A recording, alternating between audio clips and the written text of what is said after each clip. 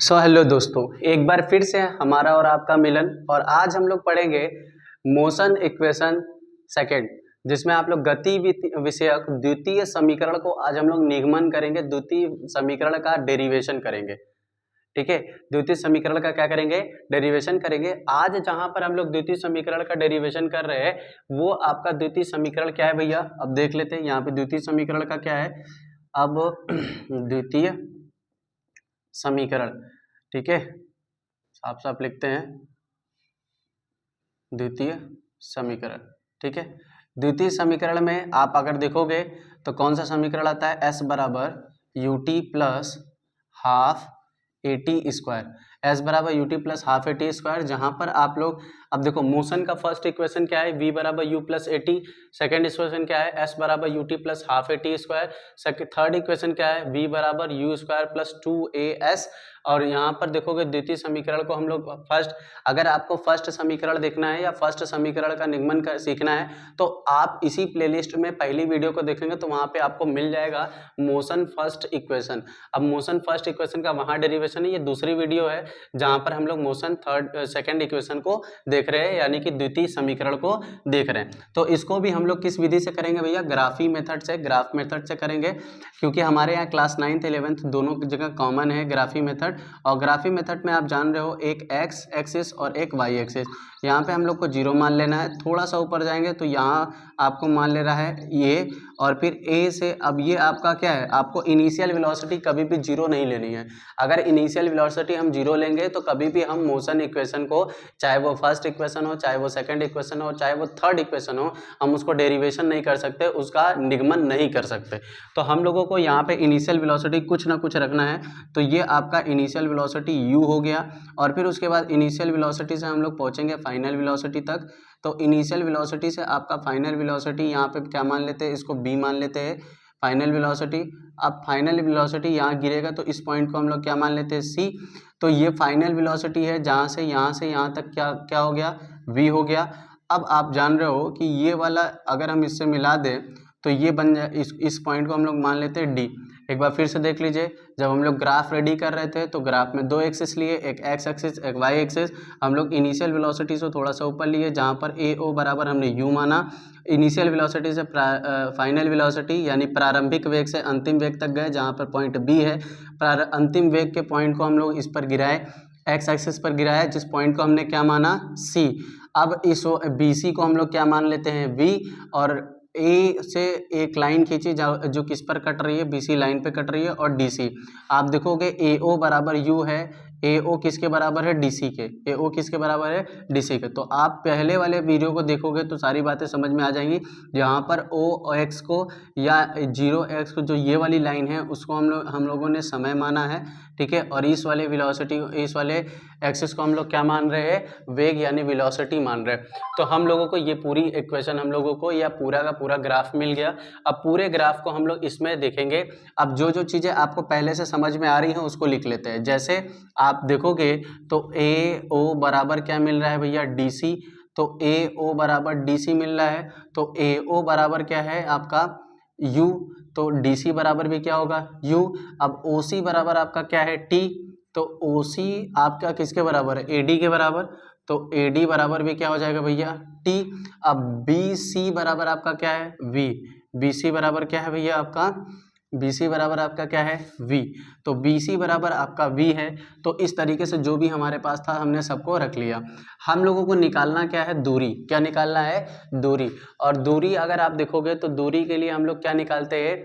आप देखोगे दूरी हम लोग का क्या है? जितनी दूरी हम लोग तय करते हैं, यानी प्रारंभिक बिंदु से अंतिम बिंदु तक चली गई दूरी को हम क्या कहते हैं? यानी कुल पथ की लंबाई को क्या कहते हैं? दूरी।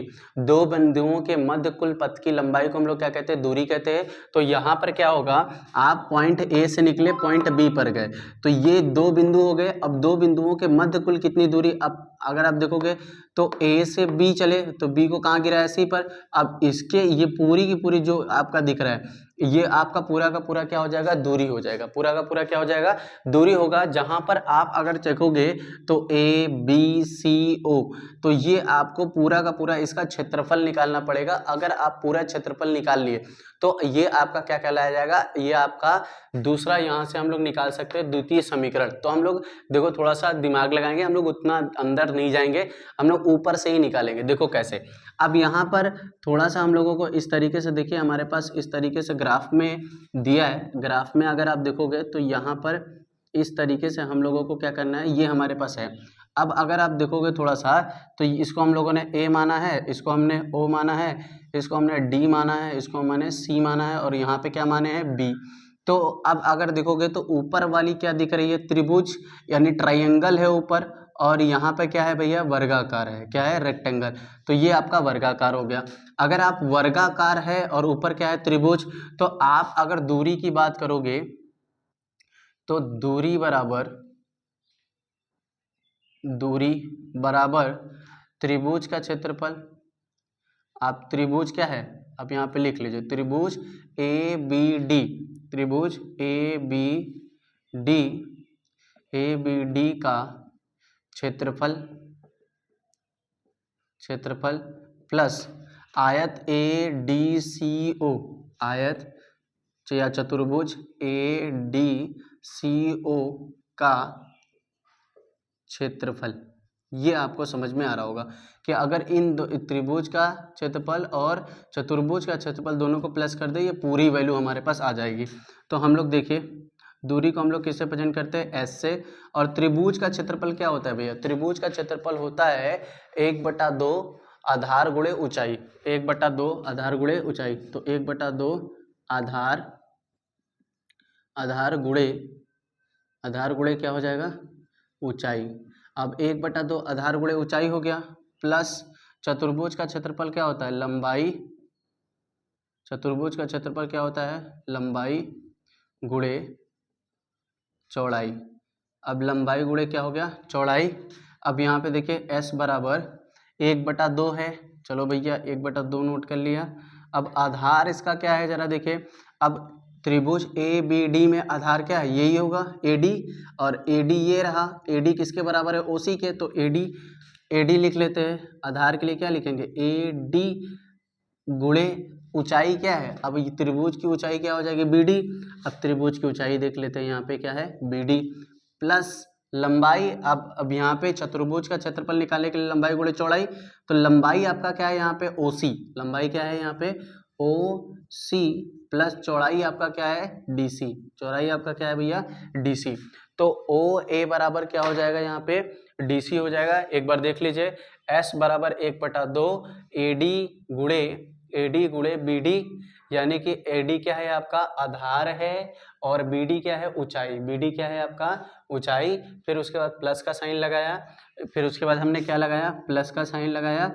फिर उसके बाद प्लस का साइन लगाने के बाद लंबाई आपकी क्या है भैया, OC, और चौड़ाई आपकी क्या है, DC। चौड़ाई आपकी क्या है, DC। तो इस तरीके से हमारे पास ये सब सारी चीजें मिल गई। अब इन सब सारी चीजों का यूज करके हमारे पास, अब हम लोग फटाक से इक्वेशन को क्या कर लेंगे, डिनोट कर लेंगे या इक्वेशन को निकाल लेंगे। तो S बराबर 1/2 AD। अब AD किसके बराबर है, OC के। तो देख लीजिए AD कहाँ गया भैया, AD बराबर OC, तो बराबर क्या आ जाएगा, T। तो गुणे आपका क्या आ जाएगा, T गुणे आपका BD की वैल्यू अभी हम लोग को निकाल लेने हैं। तो यहाँ पर OC, अब OC देखो यहाँ पे क्या, OC बराबर क्या है, T। तो T प्लस DC है क्या, DC बराबर क्या है, U। तो U हो गया, ठीक है। अब यहाँ पे U हो गया, ठीक है। तो ये आपका हो गया। BD आपकी निकालनी है, तो अभी हमने त्वरण के फार्मूले से BD निकाला था, अगर आपको याद हो तो पिछले वाले वीडियो में। त्वरण बराबर क्या होता है, त्वरण बराबर आपका क्या होता है भैया, वेग परिवर्तन बटा समय। वेग परिवर्तन आपका क्या है, BD। समय आपका क्या है यहाँ पे, समय आपका क्या है, T, और त्वरण क्या है, A। वेग परिवर्तन मतलब प्रारंभिक वेग इतना है और अंतिम वेग इतना है, तो इतने से इतना बड़ा, तो ये BD क्या हो जाएगा, वेग परिवर्तन। तो आपका BD बराबर क्या हो जाएगा भैया, BD बराबर क्या हो जाएगा, 80। तो जब BD बराबर 80 हो गया, तो अब BD की वैल्यू हम क्या रख सकते हैं, 80 रख सकते हैं, ठीक है। तो इस वाले वैल्यू को हम लोग यहाँ पे रखना स्टार्ट करेंगे, जहाँ पर S बराबर 1/2, ठीक है, T गुणे BD। अब BD की वैल्यू डायरेक्ट रख सकते हैं 80, चलो भैया बी डी की वैल्यू डायरेक्ट रख दिए 80 प्लस रख दिया, फिर टी इंटू यू को क्या लिख सकते हैं, टी इंटू यू को यू टी लिख सकते हैं, एस बराबर 1/2।